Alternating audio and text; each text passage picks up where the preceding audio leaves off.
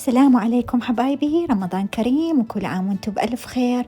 يا ربي ينعاد عليكم بالصحة والخير والبركة وقبول الطاعات. اليوم راح أسوي لكم شوربة جدا جدا لذيذة. المفروض كان أسويها بداية شهر رمضان، احنا على مشارف نهاية هذا الشهر الكريم، بس بعد وقت انه ممكن همين الناس بعد تشرب شوربة بالفطور اكيد.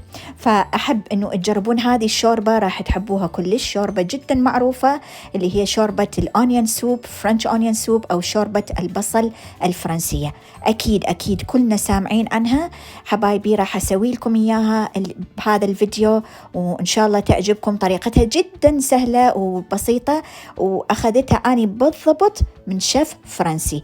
ما أحب أقول التفاصيل وشون أخذتها، تعذبت هواي إلى أن أخذتها، وراح أنزل لكم إياها بالتفصيل مثل ما هذا الشيف الفرنسي سواها. يعني هاي الوصفة الأصلية الفرنسية.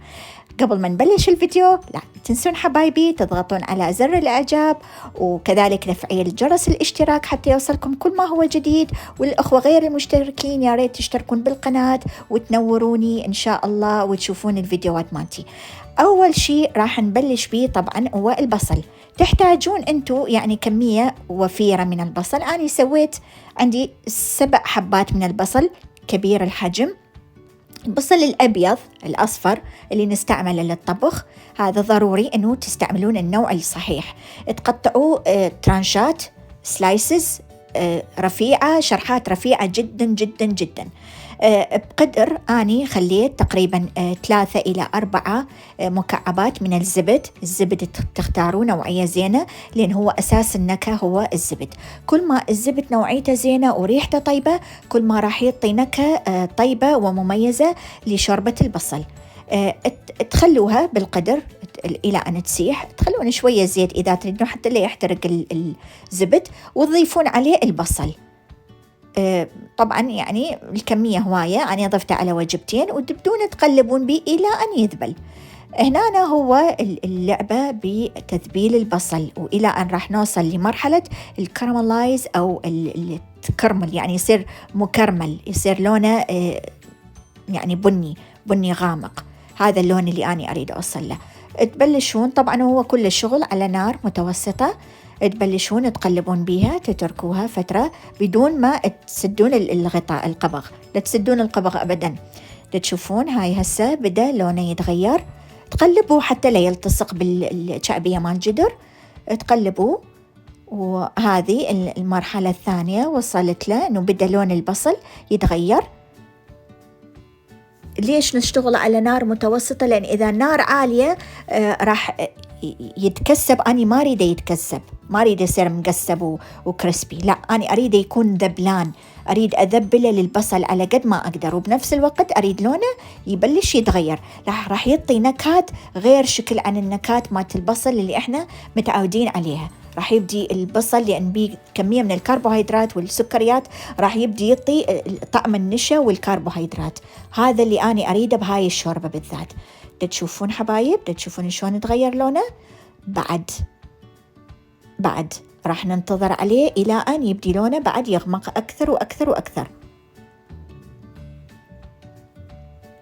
إن شاء الله يعني الرؤية تكون واضحة، لأن البخار ده يطلع من الجدر. هسه بلش اللون بدأ يتغير فعليا. راح أضيف له رشة من الفلفل الأسود وملعقة طعام من الطحين، وكذلك مكعب ماجي. اللي ما يريد يستعمل مكعب ماجي ممكن تستعملون شوربة لحم أو شوربة دجاج، يعني مي لحم ومي دجاج ما السلق. نبدي نقلبهم بهالشكل حتى أيضا الطحين تطلع منه ريحة المواد الحافظة ويتكرمل. تشوفون حبايب، تشوفون شلون بالشعبية ما الجدر صار هذا اللون الغامق. هذا اللي أنا أريد أوصل له. هذا اللون بالشعبية من بلشت يعني تلتشع البصل، يلتشع بالشعبية مثل ما احنا نقول بالعراقي. قام يعطي هذا اللون كأنما دا يبدي يحترق. ما أريده يحترق طبعا، بس أريده يوصل لهذا اللون.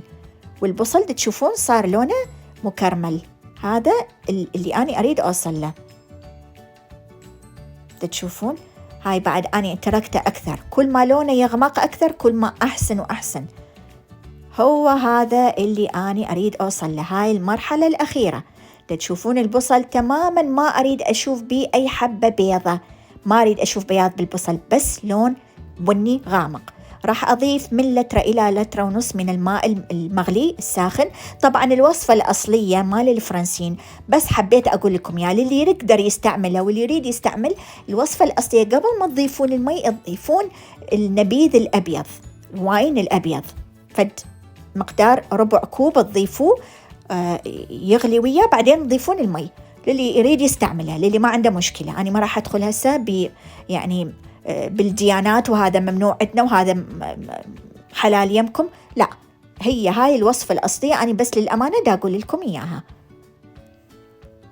هسه مثل ما تشوفون المي راح يبدي يغلي وياه، أسد القبغ وأتركه لمدة يعني أقل شي ساعتين.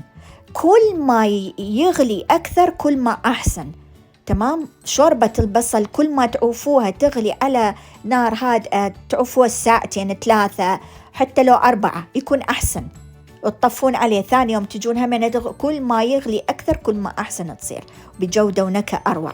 هنا أنا استعملت خبز الباجيت أو الصمون الباجيت الفرنسي، كلنا نعرفه هذا الطويل.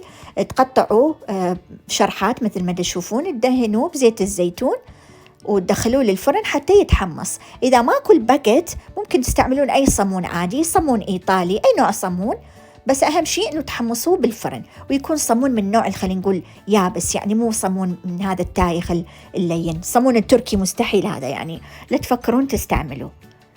راح أدهنه من الجهتين بزيت الزيتون بالفرشة وأدخله على الشواية حتى يتحمص. طبعا نستعمل الجبن المثالي لهذا النوع من الشوربة هو جبن الجريير، هو جبن فرنسي اسمه جريير تشيز.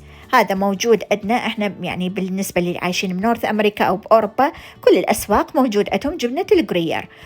إذا ماكو هاي الجبنة ممكن تستعملون جبنة القشقوان أو الكشكفال، تمام.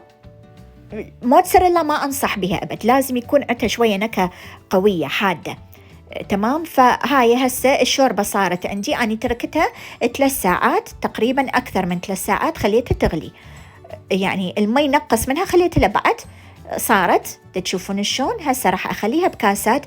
هاي الكاسات حبايب لازم تكون مقاومة للحرارة، يعني بايركس، تمام، لأن هاي راح تدخل بالفرن. هاي هسه راح تدخل بالفرن. الفرن طبعا بعد على الشواية راح أصب الشوربة بهالشكل. وطبعا أحب أقول لكم يعني هاي الشوربة مثالية لأجواء الشتاء الباردة، يعني جو من يكون بارد وبالشتاء واحد بس يريد يدفي روحه، شوربة كلش دسمة ولذيذة وتدفي، يعني تعتبر وجبة كاملة أساسا. يعني إذا أنتوا على الفطور تأخذون هيك شوربة بعد ما تقدرون تأكلون. هسا نخلي قطع الباجيت أو الصمون أو الخبز الفرنسي بعد ما تحمص نخليه قطعة على كل سطح من الشوربة، وراح نخلي فوقها جبنة الجريير المبشورة، طبعا برشتها مثل ما شفتوا. موتزاريلا ابتعدوا عنها رجاء، لأن ما ترهم أبدا، ما تشتغل عليها، راح تعطي غير نكهة، أصلا ما بيه نكهة. فيا أما قشقوان يا أما كشكفال، هاي الأجبان التركية أو